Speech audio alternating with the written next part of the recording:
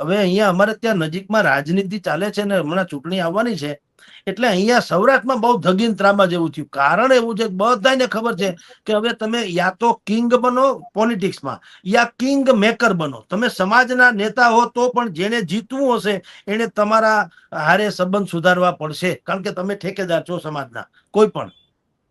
એટલે કહું છું કે આ બધી જ જે ગતિવિધિ છે, હવે જનતા શું કરે છે, બિલકુલ હવે એન્જોય કરે છે. જુઓ, જનતા બુદ્ધિપૂર્વક એન્જોય કરે છે. તમે જુઓ, હવે ફિલ્મમાં જોવામાં કોઈ ટાઈમ વેસ્ટ નથી. 3 કલાક સુધી કોઈ થિયેટરમાં નથી જતા. આ બધું અમથું મનોરંજન છે.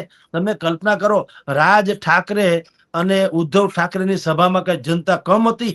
તમે અત્યારે ગૂગલમાં સર્ચ કરી જુઓ, ચૂંટણી પહેલા તમને કેમેરાની છેલ્લી ફ્રેમ પડે ત્યાં સુધી જનતા જ જનતા નજરે પડતી હતી. તમને એમ લાગે આ તો ભયંકર બહુમતીથી જીતવાની આણી આવશે.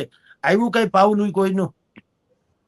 એટલે કહું છું, જનતા બિલકુલ હવે આ તમાશા જેને કહેવાય, ડ્રામા જેને કહેવાય, એ બધાને હવે એન્જોય કરે છે. ભાઈ એસા ભી હોતા હૈ. એક જમાનામાં ખબર પડતી નહીં, હવે ખબર પડે. જેમ વડાપ્રધાન આવે કે બીજા કોઈ નેતા આવે, તમે એને શાલ ઓઢાડો, એને પાઘડી પહેરાવો, તલવાર હાથમાં આપો.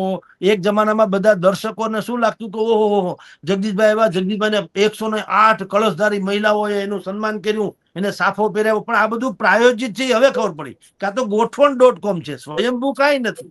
એ હવે ખબર પડી છે જનતાને. એટલે જનતાને બધી જ ખબર હોય આ બધું આવું થવાનું છે. કોઈ કરતા કોઈ હવે આમાં ભેરવાઈ જતું. તમે સોશિયલ મીડિયામાં કોમેન્ટ્સ વાંચો ને તો ખબર પડે કે જનતા કેટલી બુદ્ધિશાળી છે. બધું લખે છે કે આ બધાને ચૂંટણીની પડી છે, બધાને નેતા થઈ જવું છે, બધાને હાઈલાઇટ થઈ જવું છે, કોઈ કોઈનું નથી, હવનું કરે છે. બધા એવી કોમેન્ટ કરે છે. એનો અર્થ એમ છે કે જનતા આટલી એની આઈક્યુ વધી ગયું.